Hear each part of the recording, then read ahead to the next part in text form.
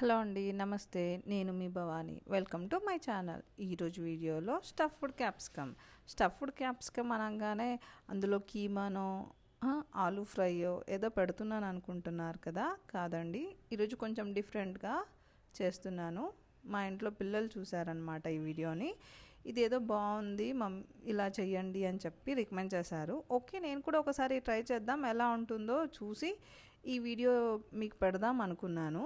Okay, ఇది నేను first time ఇలా చేసి పెట్టట్లేదు. నేను సెకండ్ టైం ట్రై చేశాకే నాకు బాగా నచ్చే నేను ఈ వీడియో చేశానండి.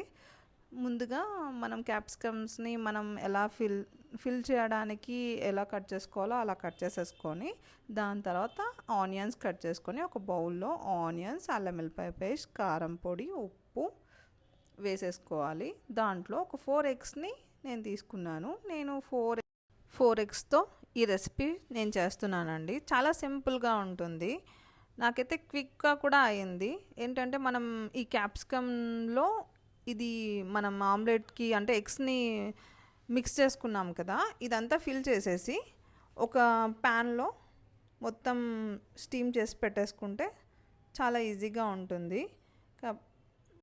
నేను మీకు లాస్ట్లో చూపిస్తాను ఎలా వచ్చిందో.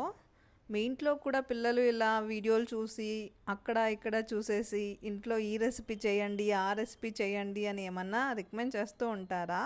అలా ఏం కాదులేండి, పర్లేదు. ఒకసారి ట్రై చేసి చూడండి, మీకు కూడా నచ్చుతుండొచ్చు. పిల్లలకే కాకుండా మేబీ దీనికి టూత్ పిన్ పెట్టాలండి, ఎందుకంటే మనం స్టీమ్ పెట్టుకుంటాం కదా. ఇలా క్యాప్ పెట్టినాక టూత్ పిన్ పెట్టుకుంటే కొంచెం అది ఓపెన్ కాకుండా రిలీజ్ మొత్తం బయటికి రాకుండా బాగుంటుంది. ఇలా ఈ క్యాప్సికమ్ని ఫిల్ చేసుకున్నాను కదా, దీన్ని డైరెక్ట్గా నేను స్టీమ్ చేసేసాను. ఇలా ప్యాన్లో మొత్తం 4 క్యాప్సికమ్స్ని నేను వేసేసి దీన్ని మూత పెట్టి ఒక 15 మినిట్స్ అలా వదిలేసానండి. 15 మినిట్స్ తర్వాత క్యాప్సికమ్ రెడీ అయిపోయింది. ఇదిగోండి ఎలా వచ్చిందో నేను మీకు కట్ చేసి చూపిస్తున్నాను. ఈ వీడియో చూసిన ప్రతి ఒక్కరికి thank you so much. Please నా ఛానల్ని సబ్స్క్రైబ్ చేసుకోండి.